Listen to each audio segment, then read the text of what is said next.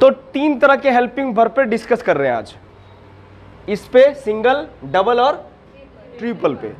अब किसी भी स्टूडेंट के मन में ये आएगा कि सर ये इतना लंबा चौड़ा आपने इतिहास काहे को लिखा, इसकी ज़रूरत क्या है। देखो क्या होता है, जब हम बेसिक लेवल पे इंग्लिश ग्रामर पढ़ते हैं तो होता क्या है कि अगर आप समझ रही हैं तो ठीक है, लेकिन बाय चांस आपको स्टूडेंट को अगर समझाना है जिसको कुछ नहीं आ रहा है, तो दिक्कत क्या होगा कि सिंगल हेल्पिंग वर्ब के साथ नॉट अलग रूप से काम करता है, डबल में नॉट अलग काम करता है और ट्रिपल में नॉट अलग काम करता है। किसी दिमाग में कुछ गया मैंने जो बोला? नहीं गया। चलो बेसिक लेवल से समझते हैं। आपको समझ में आया मैंने अभी क्या बताया नॉट के बारे में? आपको कुछ समझ में आया? नहीं आया? एग्जाम्पल ले लेते हैं। मैंने अभी कहा कि जब इन लोगों के साथ हम नॉट जोड़ेंगे तो ये अलग काम करेगा, ठीक है। जब डबल हेल्पिंग वर्ब के साथ हम नॉट जोड़ेंगे तो ये बिल्कुल इससे अलग काम करेगा, और ट्रिपल के साथ जब काम करेंगे तो डबल वाले से ट्रिपल अलग काम करेगा।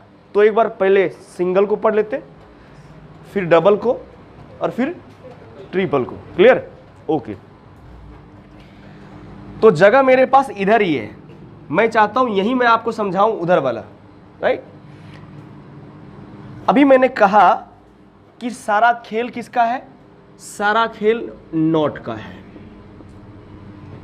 अच्छा ये बताओ, ग्रामर में कितने ऐसे हेल्पिंग वर्ब हैं जिसके साथ नॉट को जोड़कर शॉर्टकट बनाना संभव नहीं है? ग्रामर में ऐसे बहुत हैं जिनके साथ हम नॉट लिखकर शॉर्टकट बना नहीं सकते। अब कुछ बच्चे सोच रहे हैं वो कौन कौन सा है भाई, तो आप पहले बता दो। सबसे पहली बात एम है, जिनके साथ आप लॉन्ग कट बना सकती हो, शॉर्टकट नहीं। ठीक है, एक हो गया। दूसरा माइट है और मे है, जिसके साथ आप कभी भी मे प्लस नॉट लिख सकती हैं, माइट प्लस नॉट लिख सकती हैं, पर इसका शॉर्टकट नहीं बना सकती, राइट। एक और है, इधर देखो, ठीक है। इन सबको हमने देख लिया टोटल कंप्लीट में। तो अभी हम लोग को क्या देखना है? यहां पर देखा मैंने एम, मे, माइट पढ़ लिया। इनके साथ आप कभी भी ग्रामर में शॉर्टकट बनाने का प्रयास नहीं करिएगा। कैसे, वो दिखाता हूं। मान लो कि मैं अभी सिंगल हेल्पिंग वर्ब पे नॉट दिखा रहा हूं, तो सिंगल हेल्पिंग वर्ब क्या कहता है? सिंगल हेल्पिंग वर्ब कहता है कि हेल्पिंग वर्ब प्लस नॉट को जोड़ दो, शॉर्टकट बन जाएगा। एग्जांपल, मान लो मेरे पास ईज है, ईज के साथ मैंने नॉट जोड़ दिया तो क्या बनेगा? ईजेंट बन जाता है। ईजिली बनता है ना, सॉरी, ईजिली बन जाता है। ठीक वैसे मैंने किया आर प्लस नॉट, क्या बन जाएगा? आरंड बन जाएगा, बनेगा ना। तो किसी भी बच्चे के मन में इच्छा हो सकता है कि सर एम प्लस नॉट अगर हो सकता है तो उसका शॉर्टकट एमेंट का ही नहीं हो सकता है। ग्रामर कहता है कि एमेंट नाम का शब्द कोई ग्रामर में है ही नहीं।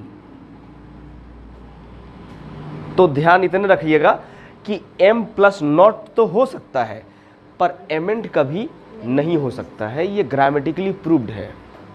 चलो एक और देखते हैं। अभी मैंने कहा मे और उसी का पास्ट फॉर्म है माइट, है ना। ठीक उसी प्रकार एम ए वाई के साथ हम नॉट ऐसे जोड़ सकते हैं, लेकिन इससे शॉर्टकट हम मेंट नहीं बना सकते। ये ऐसा बनना संभव ही नहीं है। क्लियर? याद रहेगा। दूसरा है माइट, MIGHT प्लस नॉट हम लिख सकते हैं, लेकिन इसका बाद हम माइटेंट नहीं बना सकते। माइटेंट नहीं बना सकते। क्या किसी को दिक्कत, कोई कंफ्यूजन? नहीं। तो अगली बार से किन किन लोगों के साथ आप सिंगल हेल्पिंग वर्ब में डायरेक्ट नॉट नहीं जोड़ सकते, यानी माइट प्लस नॉट लिखिए, मे प्लस नॉट लिखिए, एम प्लस नॉट लिखिए, शॉर्टकट मत लिखिए। लेकिन जितने बच गए बाकी, इन सब के साथ आप क्या कर सकते हो? आसानी से नॉट जोड़ सकते हो। पर एक सवाल अब भी है, आप डेयर के साथ भी नॉट नहीं जोड़ सकते। ठीक है, क्या नीड, नीड के साथ होता है, नीड के बाद बन जाता है नीडंट, ऐसा होता है। नीड के साथ आप लगा सकती है नॉट, लेकिन डेयर के साथ नॉट नहीं लगता है। लेकिन एक जगह ग्रामर में है जहां पर सारा रूल टूट जाता है, केवल एक छोड़कर, वो है एम। ठीक, यही एक ऐसा है जो वहां भी एक कांस्टेंट रहता है, भैया हम जहीं हैं वही रहेंगे। बाकी जितना रूल को भी मैंने दिखाया कि जो संभव नहीं है वो भी पॉसिबल है। यानी अगर आपको एम प्लस नॉट दिख रहा है तो केवल यही एक आदमी है जो कभी नहीं बदलेगा, बाकी ये सब मे प्लस नॉट माइटेंट बदल जाता है एक जगह पर, ग्रामर में सिर्फ एक जगह पर। जानते हो वो क्या है? वो ग्रामर का एक सेक्शन है जिसे हम लोग क्वेश्चन टैग कहते हैं। तो आप अगर घर जाओ तो ग्रामर में उल्टाकर एक चैप्टर को देख लेना इंग्लिश में, है ना, क्वेश्चन टैग। वहां पर तुमको क्या दिखेगा? ये जो हमने बोला नहीं बदलेगा, केवल इसको छोड़कर वो सब बदलेगा। लेकिन सिर्फ एक ही जगह होता है सर, सब जगह नहीं। क्या सिंगल हेल्पिंग वर्ब से किसी को शिकायत नहीं?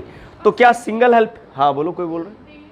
हाँ, डेयर। अच्छा, किसी ने पूछा कि डेयर कैसे काम करेगा सर, आप मुझे डेयर के बारे में बताइए। कोई बात नहीं, मैं आपको डेयर के बारे में बताता हूँ। ये देखिएगा, ठीक है, एक शब्द है डेयर। डेयर का मतलब होता है हिम्मत, होता है कि नहीं होता, या साहस। ठीक है, तो डेयर का मतलब हिम्मत या साहस। एक्चुअली में डेयर और नीड ये मॉडल में ऐसे हैं जो मेन वर्ब का भी काम करते हैं, पर मैं बात कर रहा हूं डेयर पर, नीड पर नहीं। ठीक है, तो डेयर को आप दो तरीके से बना सकती है। अगर डेयर्स है या डेयर है, जहां डेयर्स है वहां डज है, और जहां डेयर है केवल वहां डू है। तो डेयर में ना नोट जोड़कर आप डजंट डेयर लिख सकती हैं, और एक बार डोंट डेयर लिख सकती हैं। आप डेयर में ऑटोमेटिकली नॉट नहीं जोड़ सकते। क्लियर, समझ में आ रहा सबको? लेकिन क्वेश्चन टैग में डेयर में भी नोट जोड़ दिया है। मैंने कहा था ना अभी थोड़ी देर पहले कि एक जगह है जहां पर सब इम्पॉसिबल को पॉसिबल कर दिया है। याद रहेगा? रहेगा। तो सिंगल हेल्पिंग वर्ब की कहानी खत्म। अब बात करेंगे हम लोग किस पर? डबल हेल्पिंग वर्ब पर।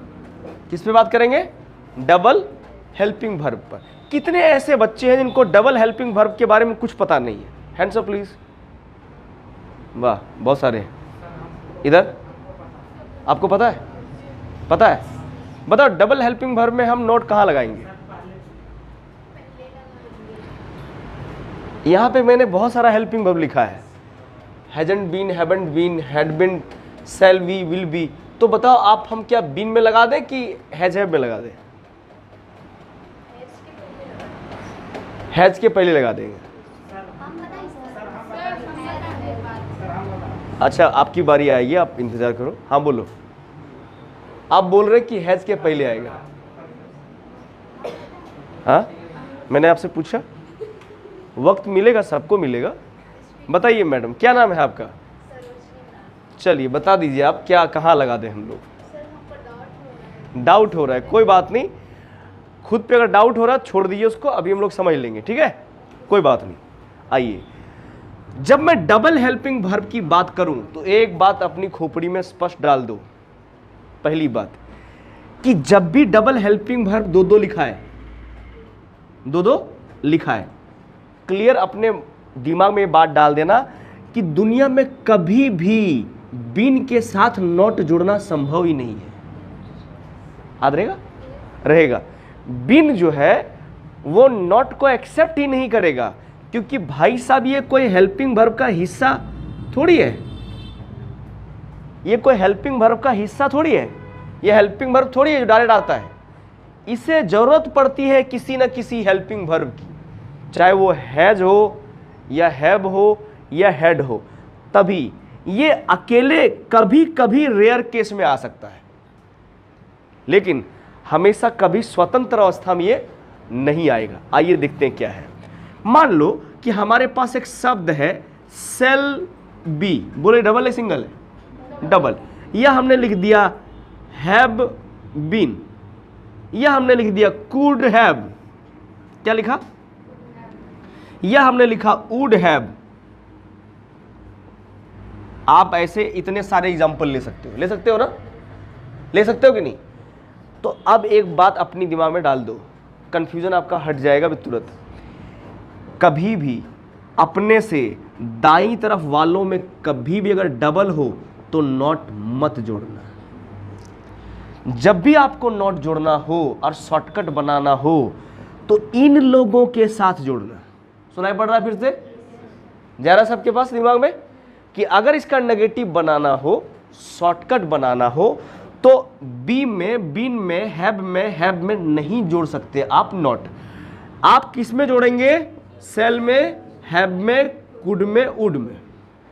आप समझ में आ रहा है कैसे? वो देखो, अभी मैंने लिखा है सेल बी, तो आप नॉट जोड़ के बना सकते हैं सेंट बी, बी वहीं रहेगा। अगर हैव है तो आप लिख सकते हो हैवेंट बीन। अगर कुड है तो आप नॉट जोड़ के लिख सकते हो कुडंट हैव, और अगर वुड है तो आप लिख सकते हो वुडंट हैव। क्या मिस सुमन शर्मा समझ में आ रहा है? आ रहा है। क्या डबल हेल्पिंग वर्ब में किसी को कंफ्यूजन नहीं? तो ध्यान देने वाली बात क्या है कि कभी भी हम बिन, बी या हैव, इन चीजों में जो उधर है उसमें हम नॉट कभी जोड़ ही नहीं सकते। क्लियर हो गया? किसी कोई दिक्कत नहीं। अब आखिरी मैटर आता है, और आखिरी मैटर कौन है? Triple helping verb. Triple helping verb कुछ हद तक डबल हेल्पिंग वर्ब जैसा ही काम करता है। अंतर क्या है कि इसमें 3 आयाम है। कितने हैं? 3। और ये करता कैसे काम है वही देखने की बारी यहां पर है। इधर देखो, अभी हम लोग 2 देखें। अब क्या हो सकता है कि 2 की जगह पर 1 बढ़ जाएगा, बढ़ेगा ना? लेकिन हमें ध्यान देना क्या है? हमें ध्यान देना यह है कि 3 आ जाने के बावजूद भी नॉट इसी में जुड़ेगा। नॉट क्या होगा? इसी में जुड़ेगा। तो एग्जाम्पल सहित देखेंगे तो समझ में आ जाएगा। आ जाओ, थोड़ा सा एग्जाम्पल देख लेते हैं। अब मान लो कि ट्रिपल हेल्पिंग वर्ब जो हमने लिखा है उसके 1-2 एग्जाम्पल देख लेते हैं।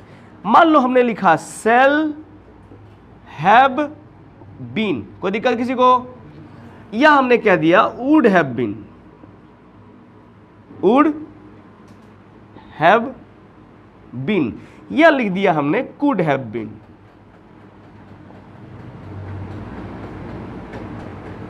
ठीक है?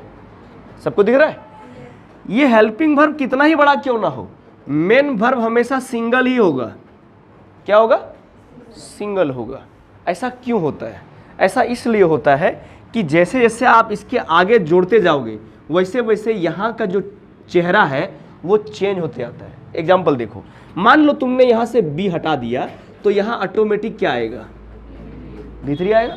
और मान लो तुमने इसको भी हटा दिया तो यहाँ ऑटोमेटिक क्या आएगा? क्लियर समझ में आ रहा है? आ रहा है। इसका मतलब कोई भी सेंटेंस बनाने वाला ये अच्छी तरह जानता है कि अगर मैं किसी सेंटेंस से हेल्पिंग वर्ब को चेंज कर रहा हूं, इसका मतलब साफ है कि मैं उस सेंटेंस का अर्थ भी चेंज कर रहा हूं। एग्जाम्पल मैंने लिखा Ram has gone to Patna. अब हमने राम हैज की जगह पर राम के साथ इज जोड़ दिया, Ram is going to Patna. क्या इन दोनों वाक्यों का अर्थ एक ही है? नहीं है, क्योंकि यहां पे हेल्पिंग वर्ब बदला तो मेन वर्ब में भी क्या हो रहा है? बदलाव हो रहा है, और टेंस भी चेंज हो रहा है। हो रहा है नहीं हो रहा है जी? तो अब देखो, अभी हमने यहां लिखा था हैव और फिर क्या लिखा था? बीन। तो एक चीज ध्यान देना कि जब भी इन लोगों के साथ नॉट जोड़ना हो तो पुराने वाले ही ट्रिक को अप्लाई करें। क्या अप्लाई करेंगे? इन लोगों से साथ कुछ मत करना, जो भी करना होगा इनके साथ करो। अब की बार अगर हमको जोड़ना होगा तो हम जोड़ेंगे सेंट हैव बीन, वुड में जोड़ देंगे तो क्या बनेगा? Wouldn't have been. और कुड में अगर जोड़ना होगा तो क्या लिखेंगे? Couldn't have been. क्या किसी बच्चे को इन तीनों में कंफ्यूजन? मैडम आपको समझ गई आप? अब इस पर दोबारा हम चर्चा इसलिए नहीं करेंगे क्योंकि ये बेसिक था और मैंने इसको ऑलरेडी बता दिया।